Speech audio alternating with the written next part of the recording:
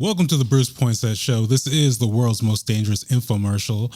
I'm your host, Bruce Poinsette, and along with my producer, Ada, we bring you this bi-weekly news, commentary, and interview experience from the Numbers FM studio at the Portland Art Museum. You can catch the full show on Wednesdays at 7 p.m. on 96.7 The Numbers FM, and you can catch clips on youtube.com/Bruce Poinsette, as well as get exclusive bonus content on patreon.com/Bruce Poinsette.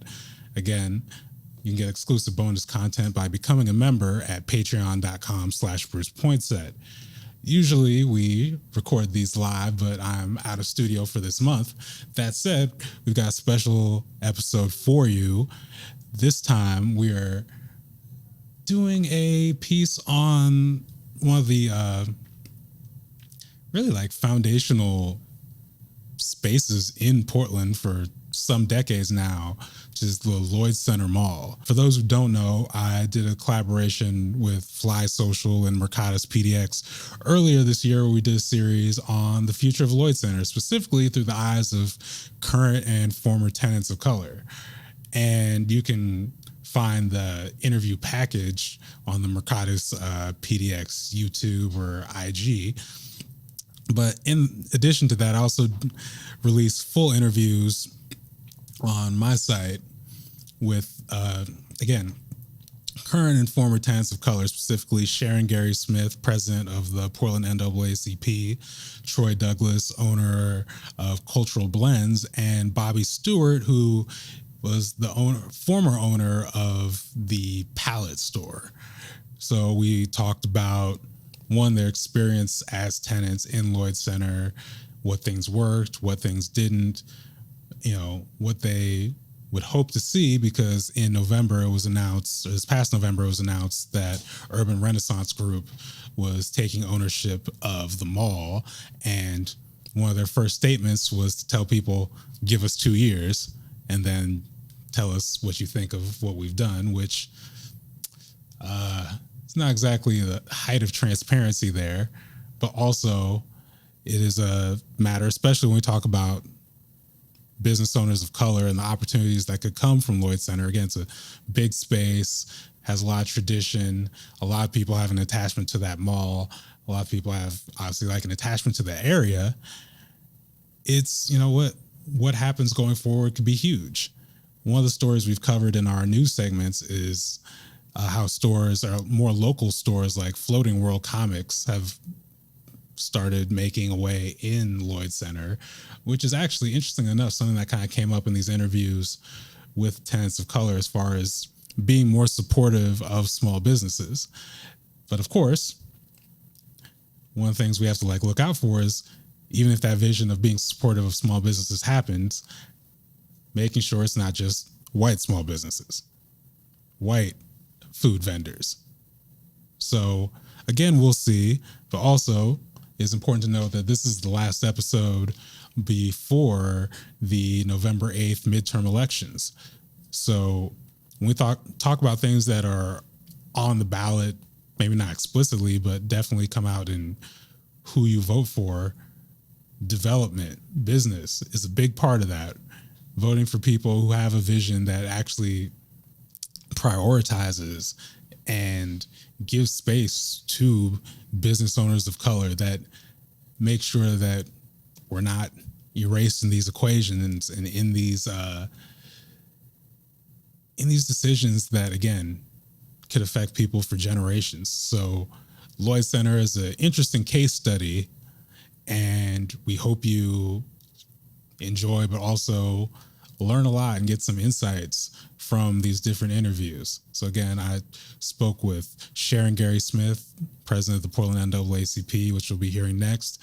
And then later on this episode, you'll be hearing from Troy Douglas, owner of Cultural Blends, and Bobby Stewart, former owner of the Palette store. We hope you enjoy.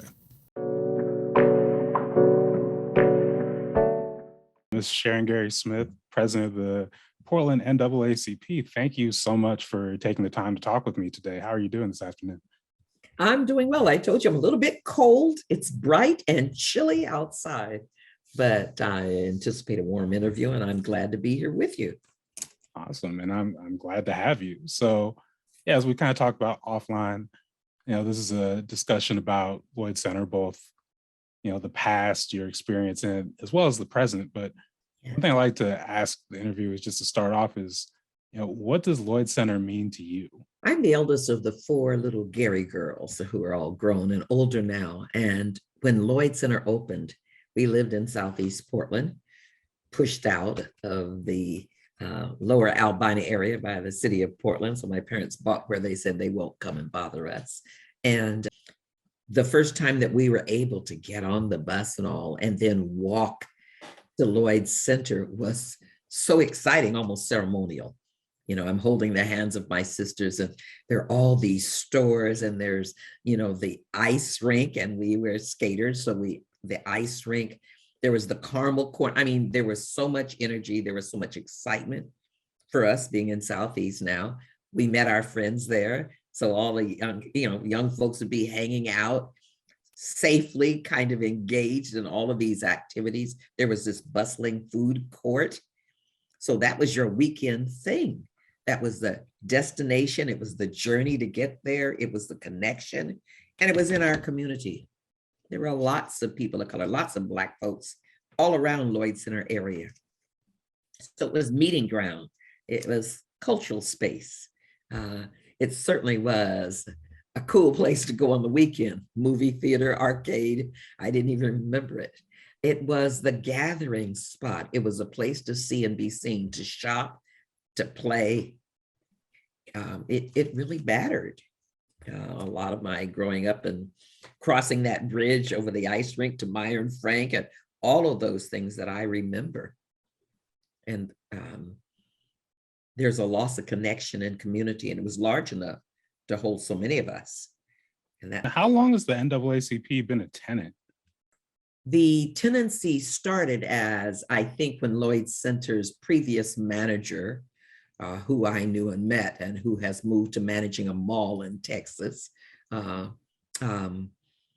they, I think, wanted to kind of, at that place where tenants were leaving, when Nordstrom's left, which was a major blow, they were probably looking to kind of upgrade the image and create presence. And so it was a negotiated relationship with former President Joanne Hardesty, who's now our city commissioner, one of our city commissioners. And so it's been about 5 years. We came into it. The last president, Mondane, was there. And so it's been this, where we serve 2-year terms, so you can always run again. So we're entering probably around the 6th year of tenancy there. And our office, with the beautiful montage of NAACP history above the door, was really, people said we could see it from across on the other side. It was a real place of kind of drew people to find out about us. Now everything around us is vacant. Everything except for a foot massage, little small shop next door. The Marshalls was next door to us. Ulta Beauty, all of that is vacated on both sides. And so it's very stark statement of change. Right. What has changed since NAACP started taking up residence in Lloyd Center? And you talk about kind of like just the businesses that are gone around you. Was there anything else that you could talk about as far as with the mall, as far as just like how things have changed over the last 5-6 years? Well, the foot traffic. I mean, an example is this last holiday season, Christmas, Hanukkah, and all that, because being a tenant and watching the world go by, if you will, outside your glass windows, it's all glass front. There's so little foot traffic, but they held on, and it's several levels. 2 levels are shops, enterprise, if you will, tenants. The top level is mainly more offices. We could have been located there, dentistry, the management offices, that kind of business setting. So you have 2 floors that now are so empty that there's no generation of regular foot traffic. People are not, they're walkers. People who are walking the mall, because now they're unobstructed. There's nothing to really distract you much. So it's quiet and it's deserted. I know that might challenge what the mall management would say, but that's a fact whenever I'm there. there's a loss of when there are people on each side of you, you go in and out of space, you learn your neighbors, other tenants. Um, they've even referred people to us. Sometimes people are asking about, and we find out someone says, we asked about, we weren't sure where you were. And they told us just keep going down there. They're down there in the corner where Marshall's used to be the identifier. So there's a loss of neighborliness because there aren't very many neighbors. I think it was ideal suited commerce and then business kind of operations, dentists, tax. There was a way that you had community, and that's been lost. And it really changes the way people have to purposely come to see us, as opposed to wandering around doing other activities, shopping, groceries across the street. That's been lost. I like the space, though.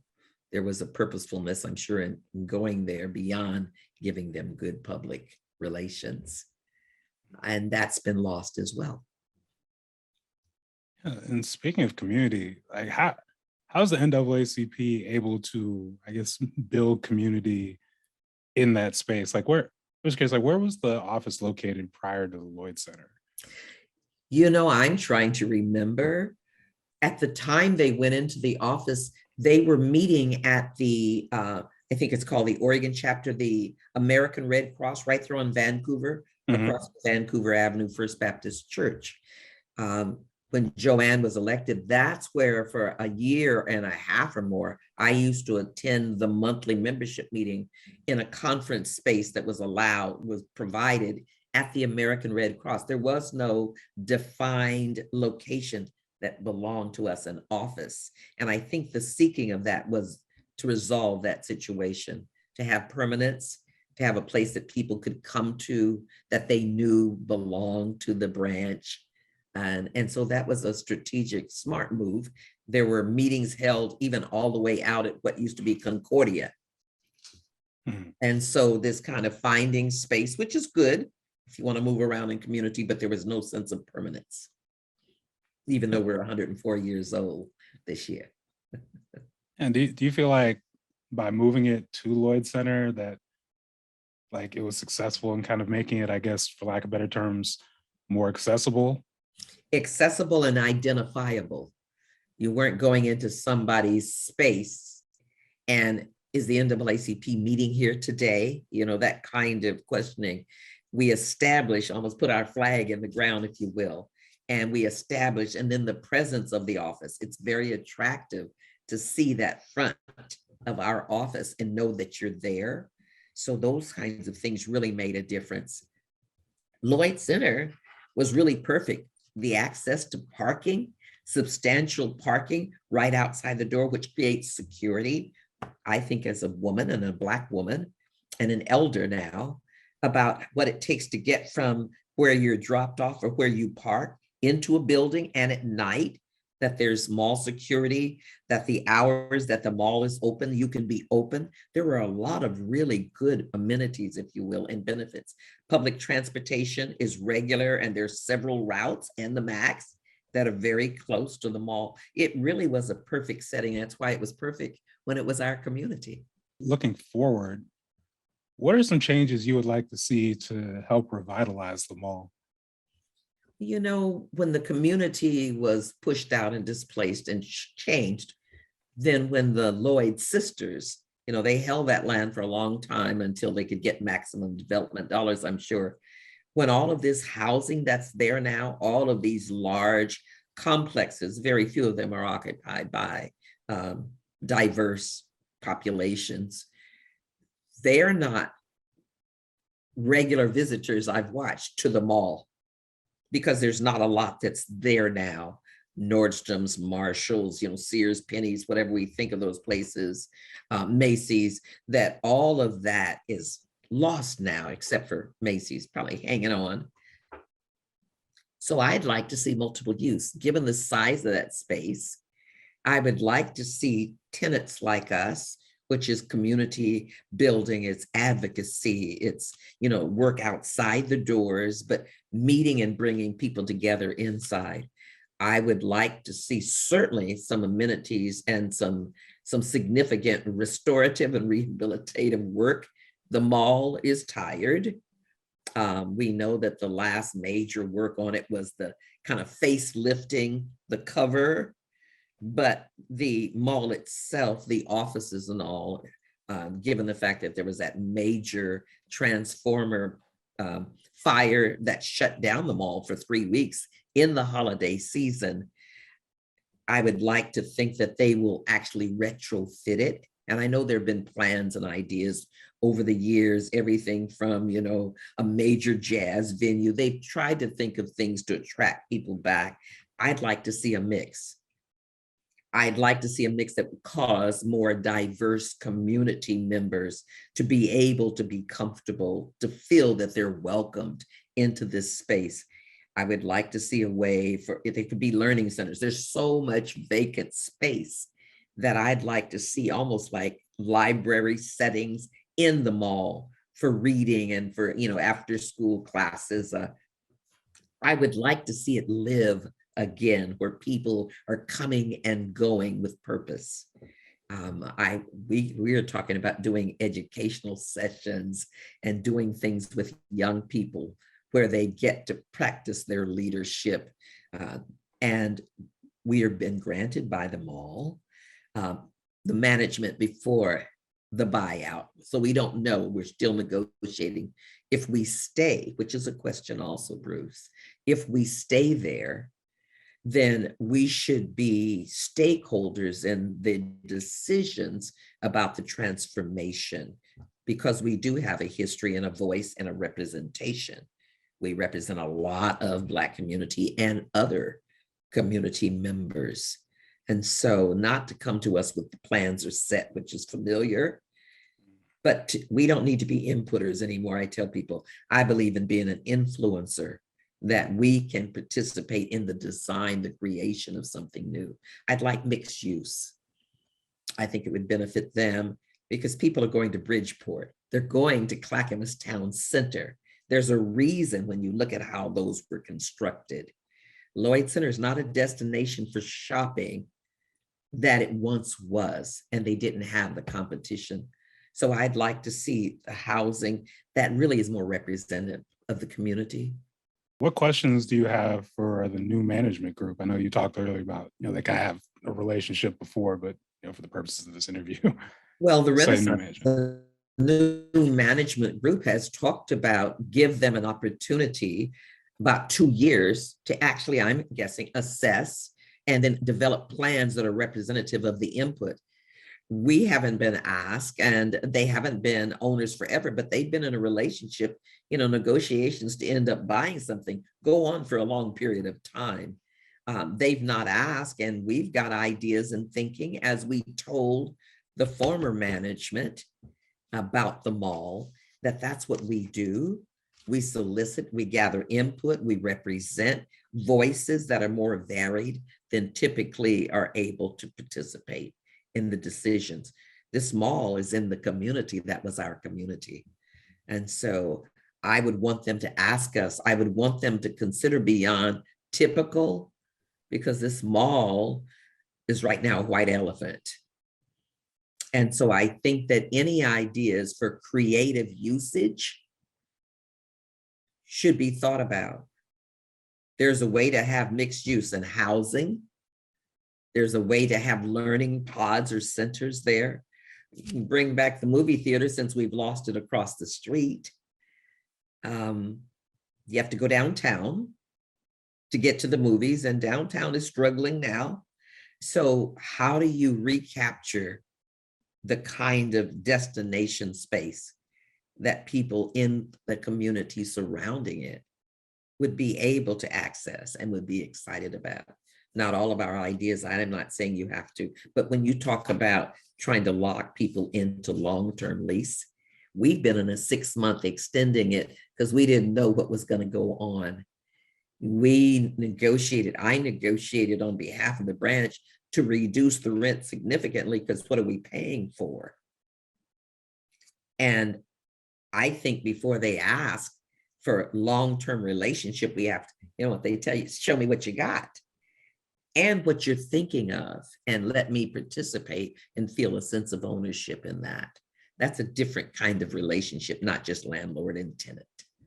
And I think it would be helpful to them, and certainly helpful for those of us who might choose to remain. Lastly, is there, anything else you'd like to share, be it about Lloyd Center or things directly, I guess, anything, other messages directly for the new management?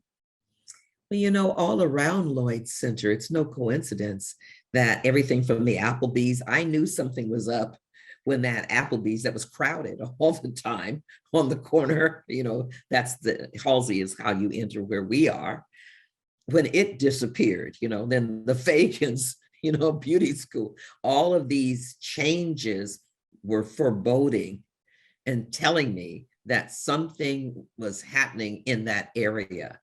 And I don't know when or how or why, because I don't know what the management was thinking, but the clues have been there for the last 4 or 5 years. And how do you get ahead of? Or is Lloyd Center still a relevant destination when you have these thriving larger stores that are all under a particular mall that are providing people what, you got to give the people what the people want, how to listen to what the people want and discern if that's something you can deliver. That's what I would ask them based upon the status of this mall and this area that is in transformation. How many more apartment complexes can you put up without things that could be offered in this large space? Or do you shut it down entirely, tear it down, and another high rise or something, or a series of them goes in its place? I think that it could be a place that is lively, that attracts people, families, young people, into that center of a space that will soon be nothing but apartment buildings, kind of dreary, kind of boring. I don't think that that's community. Yeah. Ms. Sharon Gary Smith, thank you again for taking the time Thank you, this Bruce. afternoon. The Bruce Poinsette Show will be back after this quick commercial break.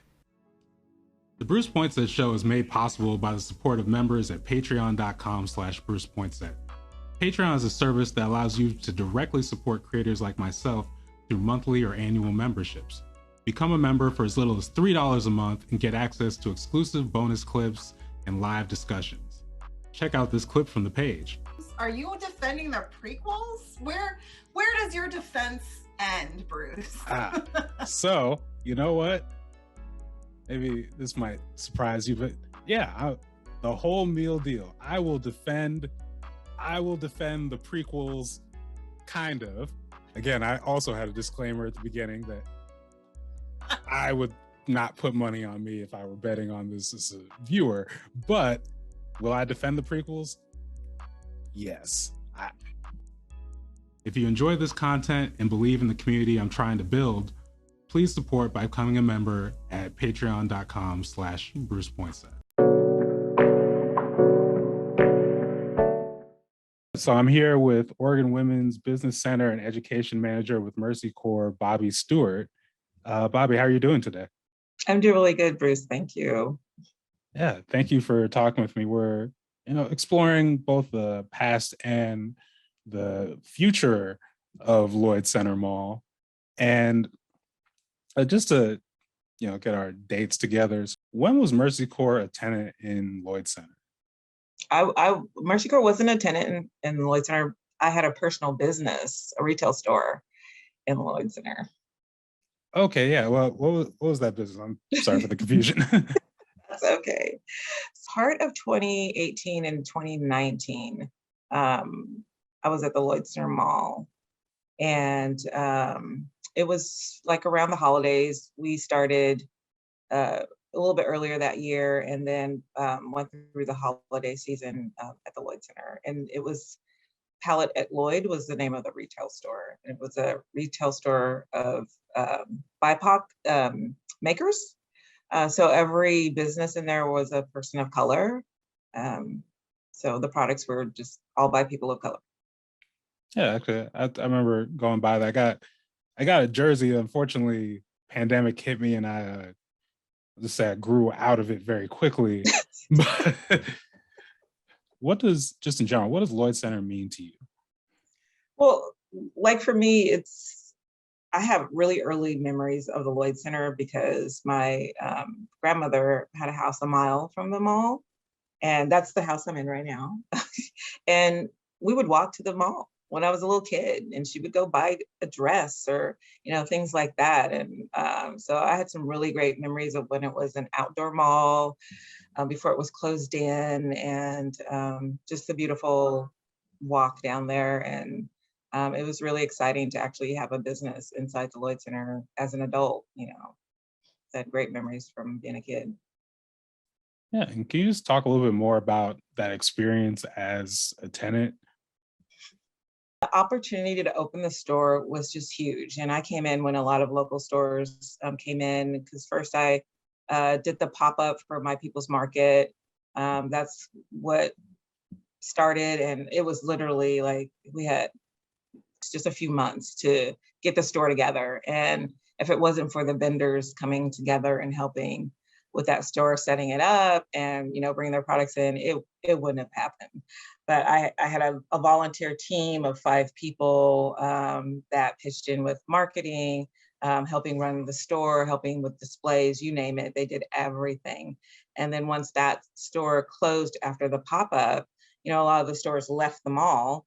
So the mall started emptying out again. And because we were so far at one end, I was asked if I wanted to stay, and I'm like, I have to bring in my own brand because I don't own My People's Market as a brand. I own Palette as a brand, and I wanted a better, more central location. So I ended up moving down the mall and opening my own store at the Lloyd Center. And I would say at first it was all right. Through the holiday season, it was okay, but the mall it was a time where once the stores left, the mall got really, really slow because most of the attraction was gone. And it was tough to survive after that. I had a couple employees that worked in my store, actually 3 employees. Vendors would come by all the time. We would, do tastings, all kinds of things. The displays were absolutely beautiful. The products were amazing. There just wasn't enough foot traffic to actually, have a really good lucrative business. And people would come from sometimes other states just to find product made by certain vendors. So it was a really good concept, I would say. One of the pieces of feedback I've kind of heard from a lot of people is, especially how that like community aspect is so important. Can you just talk a little bit more about that as far as community built around Palette while it was there? Well, the community, like most of the vendors actually knew each other because they've worked the My People's Market together. People, when they came in, they would hang out and we would, enjoy their time.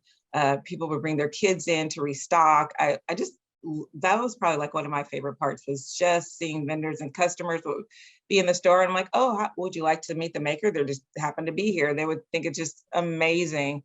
And then we would do gift giveaways, do like a little trivia thing. And we made sure that when people came in, their customer service experience was just as wonderful as possible because they're supporting, local businesses. And a lot of people overlook that fact. They don't, because products are going to be a little bit more expensive, but the quality was just so much better. So you had a community of people making really great quality products, or doing resale of some really amazing things that you can't normally find. I tried to make sure there wasn't a lot of competition in the store. And it was really important that people price their products so they can sell, that their packaging looked great, their display looked great. I really try to make it a place where people can be educated. We would talk to them about what the comments that their customers would leave for them, especially if it was something great. People would often come in and tell us how great the products were. And I'm like, great, the owner would love to know that. The maker would really love to know that. And if I had a question or someone had a question, sometimes I can just text the person and get the answer for the customer. And they just thought that was phenomenal.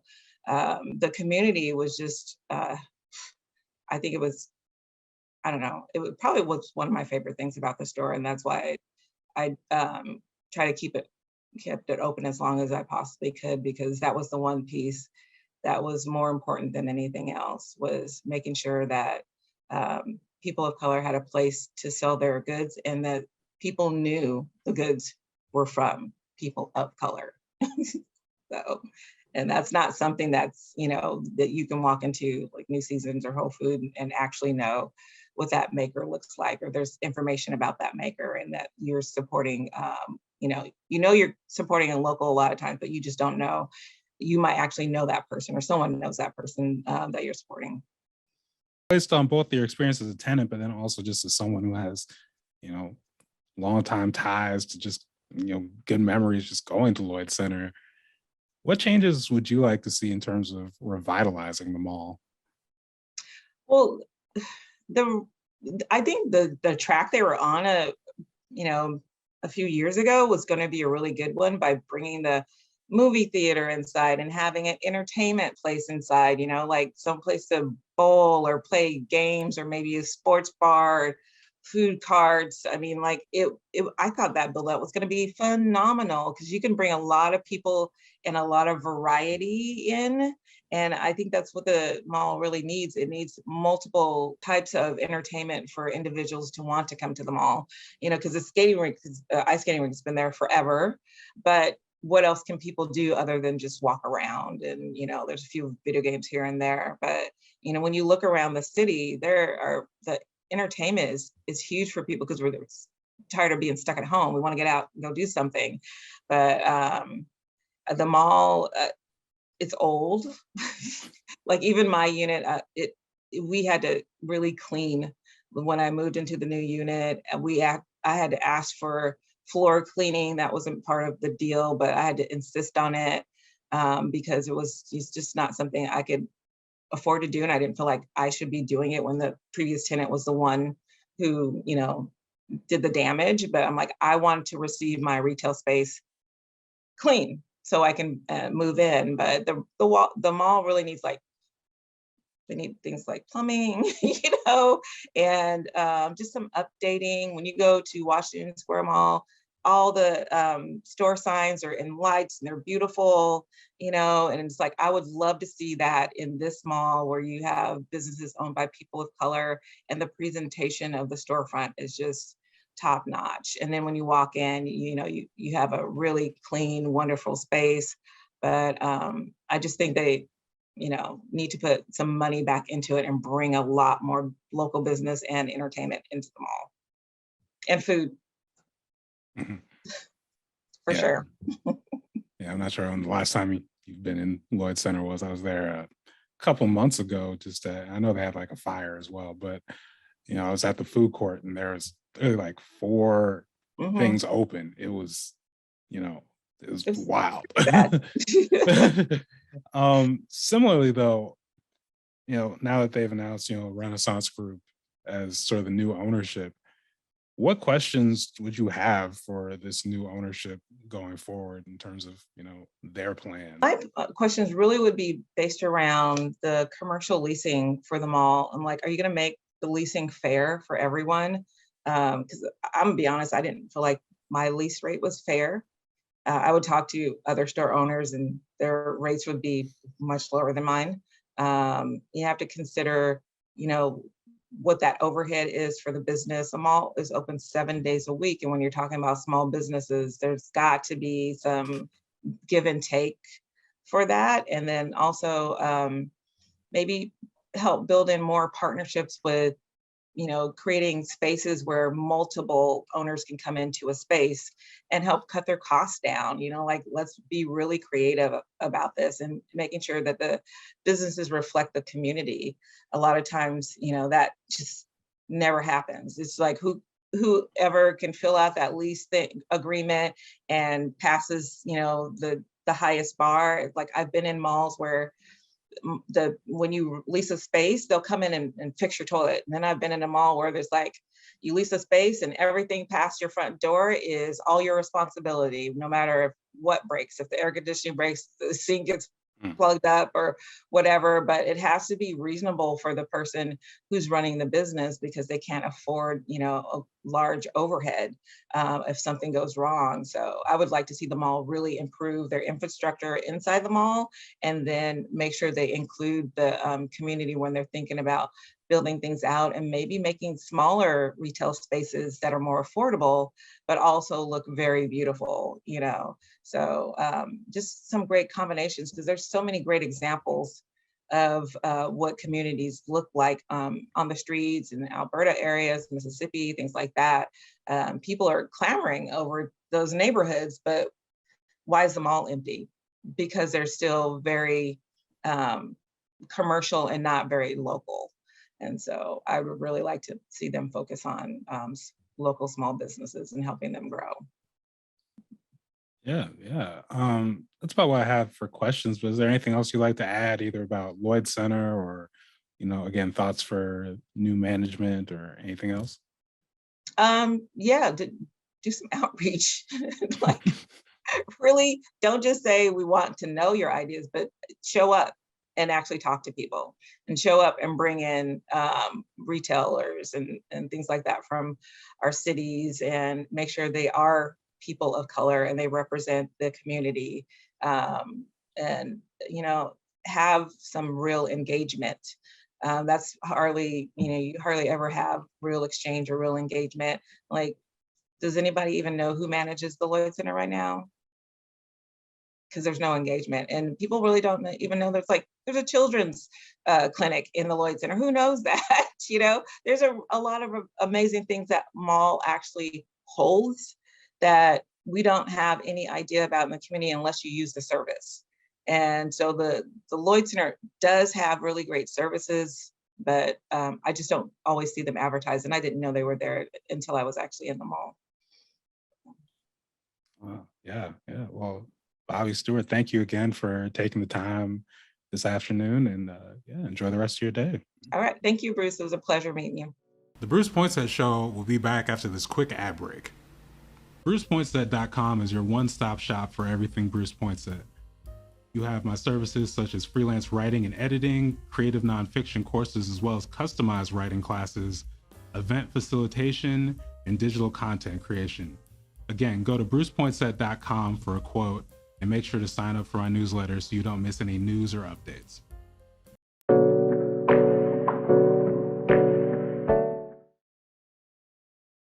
Start off, could you just, state your name and, what business you own in the Lloyd Center? What's up? This is Troy Douglas, owner of Cultural Blends, the bright spot in the corner here at Lloyd Center. Yeah. So just to start off, can you just talk about what Lloyd Center means to you? Lloyd Center to me is like a childhood landmark. Obviously, growing up out in the suburbs, coming to Lloyd Center was a really big deal because this was the coolest mall. So I have a ton of childhood memories of just, even my parents dropping me off here at some points, and just all the landmarks that were inside here, from the movie theater to Tilt to the McDonald's in the corner.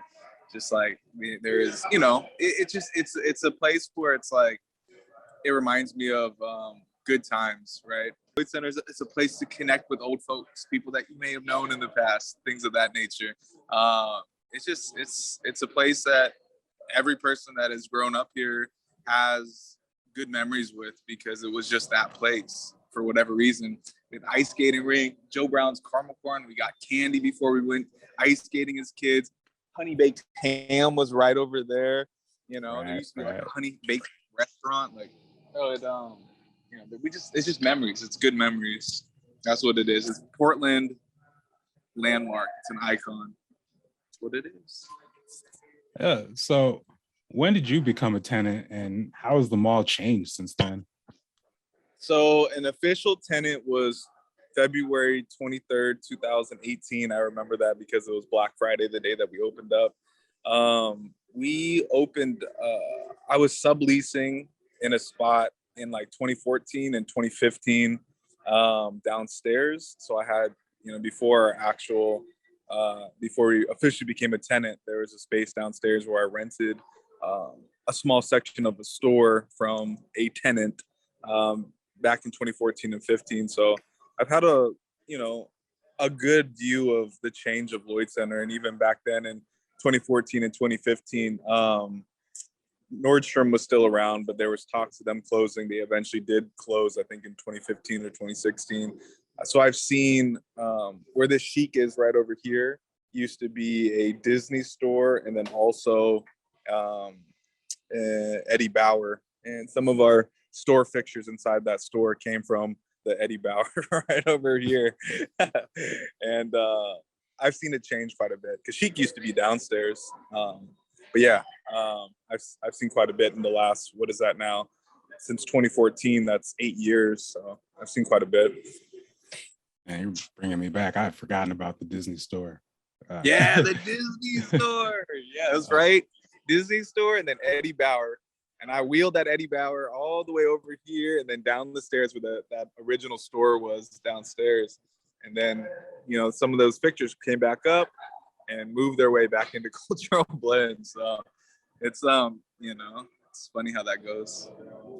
And so, offline, we were kind of talking a little bit about, Free Shop Friday and just the vibe there. But can you just talk about the community you've built since becoming a tenant at Lloyd Center? Yeah, it wasn't always easy because, we were new. We were new inside the mall, so a lot of people, and we were still finding our identity too, right? As a store, it just started off as a headquarter for my clothing brand, and then it kind of evolved into a buy-sell trade, right?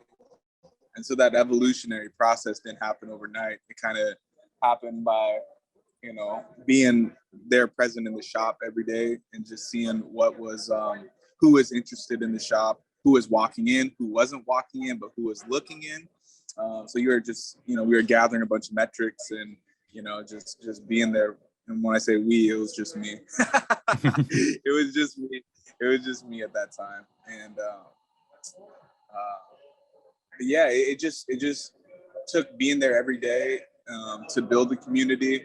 And I think one of our advantages is really having genuine interactions with people, getting to know people, getting to know their name, like, hey, Bruce, remembering what they do, asking them what they do or how their day is going, and really connecting, right? That's the piece that I would say from my observation in the buy-sell trade world, that's the piece that is missing, right? It's very transactional. Buy low, sell for high, and don't give a fuck about the person in between. And that's not where I come from. Where I come from is treat the customer right, know who this person is, really don't give your soul, but share your soul. I share my story. I want to know about you.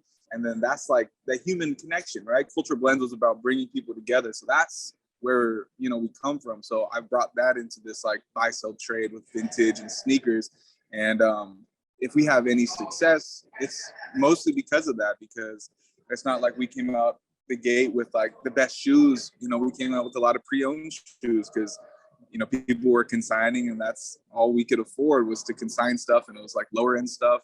And I think even too, just people that have seen the shop grow and its evolution, that's inspiring. And when you can inspire somebody, you're sharing that light. And when you do that, that's how you build people, that's that community, because they want to be a part of that, or they want to, they want to align themselves with shit, I've watched this person go from next to nothing to something better.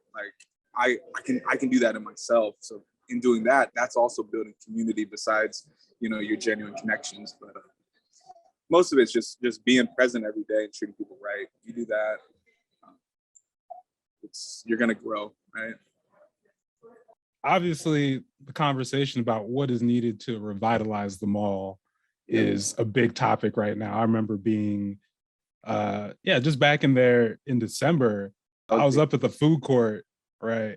And, again, kind of similar to you, I have, memories back of when the Tilt was up there, back when, I had babysitters who would take me to, back when it was a Panda Express up there, which is decades ago, and So to see it, with all these, with like 3, restaurants open was kind of like wild to me.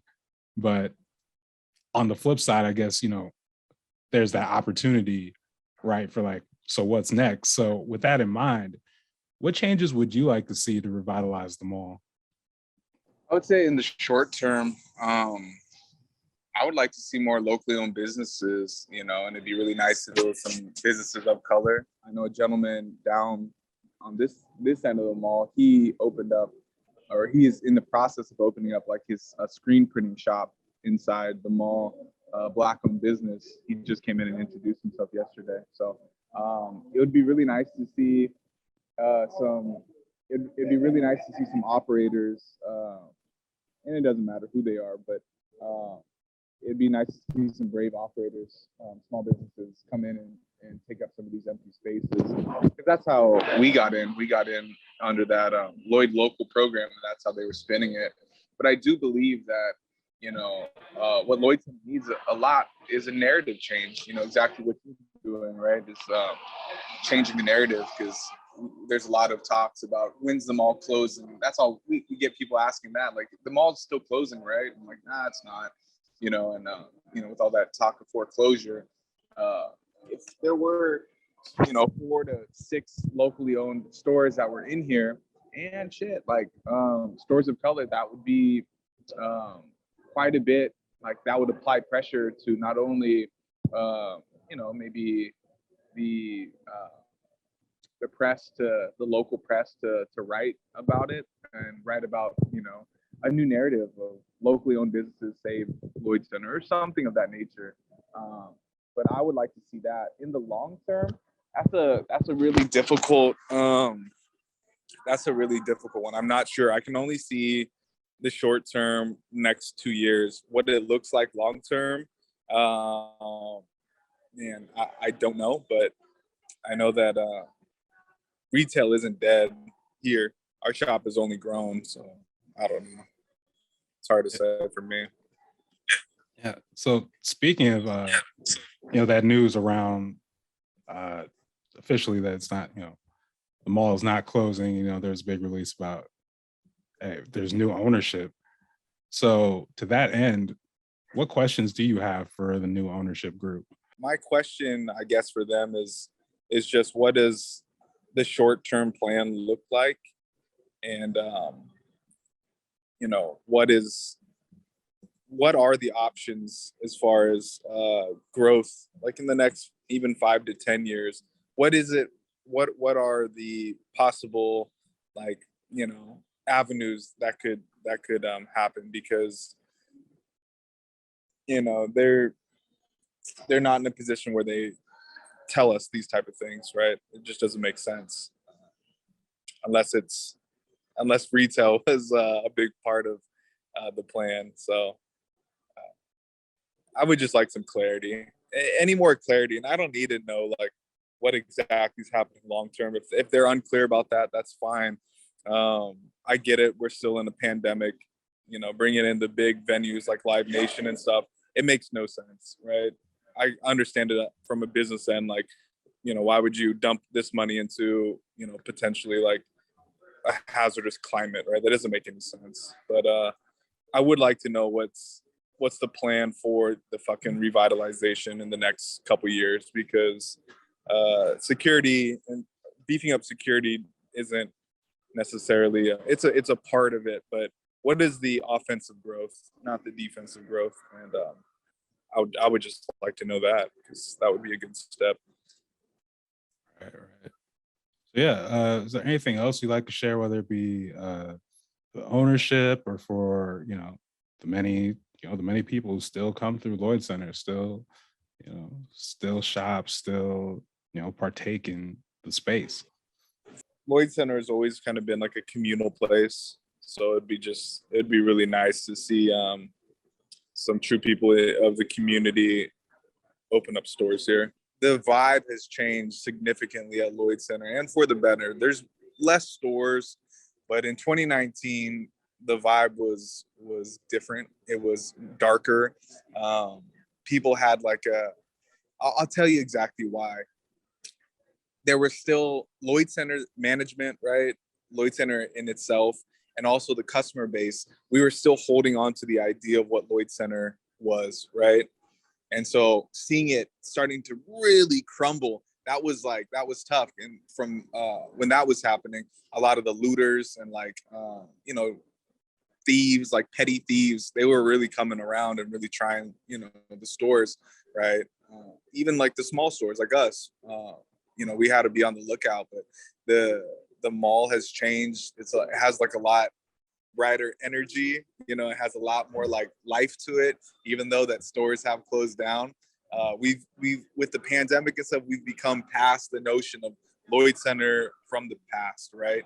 And it's just like we just want to know what's going to happen in the future, and that's it. The vibe is like, okay, Lloyd Center is not going to be what it is, but at least I'm here. At least it's here, right? In 2019, it was just like, what the fuck is going on? And people were on edge. When I walked into into Lloyd Center, thinking about opening up a shop, like I was just watching how people would interact with each other, and people were a little bit more frigid and more tight. But I don't know, man. I can just sense it in the people. I've got a good floater in the lane. I got good feel for things of this nature, and people are just they're more willing to more willing to communicate with each other and stuff. And I'm not sure if that's driven by the pandemic, but downtown isn't what it used to be. So inside Lloyd Center like looks just fine. If you want to make a comparison, like you go downtown, it looks not very good. You go inside Lloyd Center, it's like, yeah, there's some closed stores, but it's manageable. I don't know. But yeah, that's just the truth.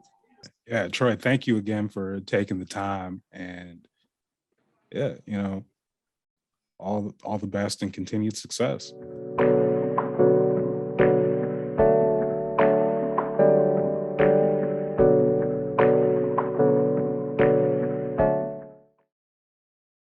And this has been the Bruce Poinsette Show. Make sure to catch us every second and fourth Wednesday at 7 p.m. on the Numbers FM, as well as on youtube.com/Bruce Poinsette. And for exclusive clips, go to patreon.com/Bruce Poinsette and become a member. In the meantime, hey Black people, trust me, it won't hurt. See you next week.